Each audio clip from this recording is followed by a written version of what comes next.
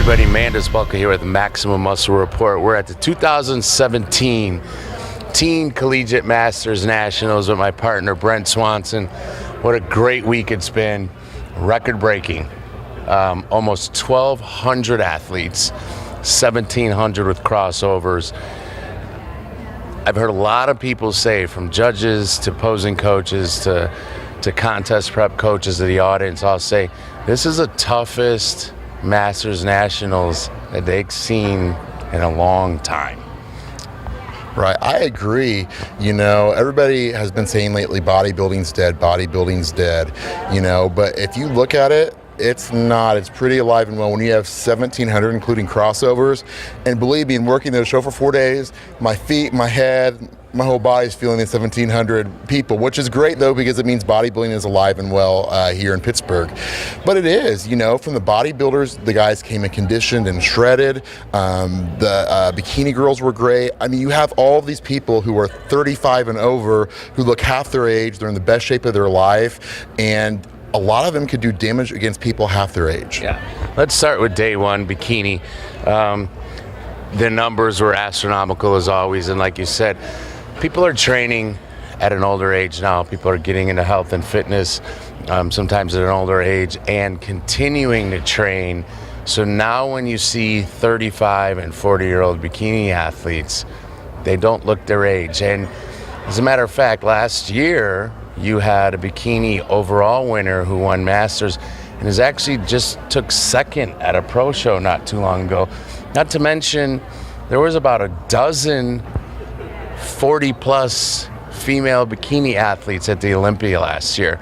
So the whole premise of bikinis only about the 22, 23, 24, 25-year-olds, I guess that goes right out the window. No, I agree. And I think there's the NPC and the bodybuilding version of bikini, and then there's, you know, the, I guess, rest of the world. And I think the reason why the 35 and the 40s do well is because it does take time under the iron. Right. You know, it does take time to train and to build that muscle. And when you're 35 and 40, if you've been staying tight on your diet, you've been training a while, that muscle is going to look a lot differently than somebody who has newer muscle at age 21 or 22. They look really, really tight, and they usually have very complete physiques because they have been training for a long time. We'll go into the next day. Figure was, wow.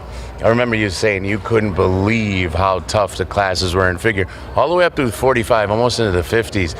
35, 40, 45, almost into the 50s. Figure really brought it. This was the best figure day that I've ever seen. No, I agree, and it just goes to show that these girls are doing their homework. You know, age is just a number, and it was shown here throughout this weekend. I mean, all you have to do is just go look at the pictures, look at the play-by-play, and the proof's in the pudding. One of the overall winners that we interviewed, I mean, just skins tight, big shoulders, and I mean, I think a lot of these class winners in the figure can go into a pro show and be competitive, whereas in previous years they might win here and then they might have to call it a day because they can't really do anything at the next level. Right. Not so much anymore. Women's physique, 3 of the winners, 2 of them are actually going to do the Tampa Pro, and one of them, you and I, your wife is a women's physique, one of the best in the world. You and I both agreed she could probably have a good shot at winning a pro show right now with the level of conditioning, fullness, and roundness she brought in. So the women's physique lineup was just as good. Yeah, I agree. And she was kind of on the fence about doing the Tampa. And I just said, you know, you might as well go ahead and do it and see where you stand and see where you stack. She came in super conditioned. It was one of the easiest calls of the whole weekend. Right. I think being a pro, if I am critiquing her physique, I think she needs, you know, a little bit more shoulders and a little bit more back. But the way those legs are and the way that her conditioning is and the way her glutes look, I mean, she can go into any women's physique show as a pro and knock it out of the ballpark. And I can't wait to see what she's going to do in a few weeks here at the Tampa Pro. Right. Now we'll go on to the next day, where I think probably the division that's going to be the largest and most competitive over the next 5 years, classic physique. You had the 35 overall winner and the 40 overall winner actually battle each other in both, and one of them won it in 35, and then he flattened out for the 40, and other guy won it in 40. Both of those guys can go and win pro shows right now, and they're 35 and 40 years old, looking fantastic. I agree, and I made this prediction actually quite a while ago. Classic physique last year at the Olympia in the top 5. I hope those guys are watching what's happening at these shows and what's happening at the other pro shows, because in covering the shows that we've covered, these guys are bringing it, and if the top 5 of the previous year do not improve, we're going to see a big shakeup, I think, in the Olympia top 5 this year. And I've been saying it for a while, and it's not to knock the other guys, but they better be ready, and they better be ready to bring it full throttle, 110%. Well, I think there was a thought process of, okay, well, classic physique, your legs don't have to be that big. They weren't that big back in the day. You have to have legs. You have to be balanced, but legs are now a prerequisite. We saw it here. 2 of the guys we thought were bodybuilders, except for the fact that they were a little bit taller, so obviously they would have looked thin in a bodybuilding lineup. But they had big, full quad sweeps, hanging hamstrings, striated glutes. They brought the whole package. We're going on to men's physique. Men's physique, maybe of all the divisions, maybe that was down just a little bit this year. Perhaps. If not, it was even. But again, there's a lot of competitors.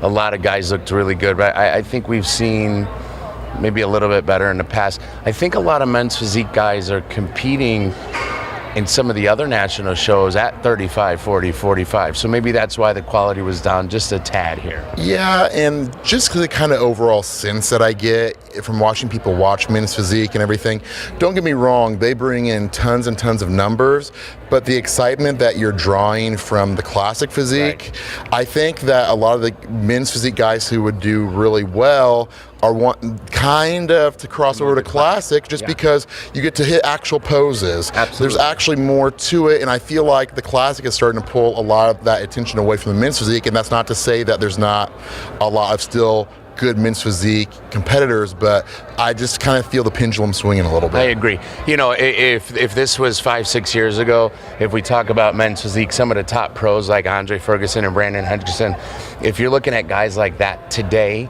the younger versions of them, they're going right into classic physique. They're not going to do men's physique. So I think you really nailed it on the head.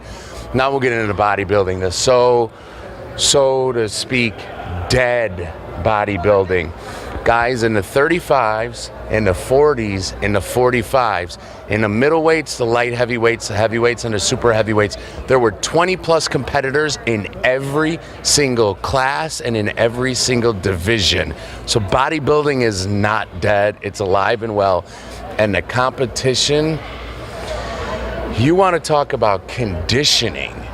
These guys, every first call out had great conditioning. You might have had 1 or 2 that slipped in there, but that's because they had so much size that a guy that was 40 or 45 years old, Steve decided he just wanted to at least take a look at them. But bodybuilding is evidently not dead. No, and being a bodybuilder, I hate when people say bodybuilding is dead, because it's not. You come to this show and you see the level that these guys are bringing at, an older age, at, 35, 40, 50 years old, is just really amazing in what the level that they're bringing. Like you said, you very rarely saw a bodybuilder on stage today who was not dry, who was not crisp. I mean, look at the 35 overall guy. He was so shredded you could almost see his organs on stage. I mean, literally, he was so shredded, and a lot of the younger guys aren't bringing that, There was the 50-year-old overall winner that had striated glutes all the way up into his hips at 50 years old. Yeah, I mean, you don't see that, and I mentioned in a previous interview, but when you're 50 years old, a lot of times the skin doesn't sit as tight on the muscle bellies as it does when you're younger, but actually him and then the guy who placed second in the overall, the skin was tight around the muscle bellies were popping, and if they went and competed against any guy who was half their age, you better watch out. These guys were amazing at over 50 years old. Absolutely, absolutely. Guys, if you missed anything, go to Maximum Muscle Report Instagram. All the first call outs, all the class winners are up there. If you want to see all the stage pictures, just simply go to contests, hit Masters Nationals. Stage pictures are up. Dan Ray's one of the best in the business. If you want to see the critiques, Brent Swansen sat in a pit for 15 straight hours on 2 separate days. And then he had a couple of light days. Day one, I think, was only about 12 hours. He did a fantastic job this weekend, but in the play-by-play section. So go to Contest, Masters Nationals, hit play-by-play, and he literally critiqued every single class and every single division of every single day.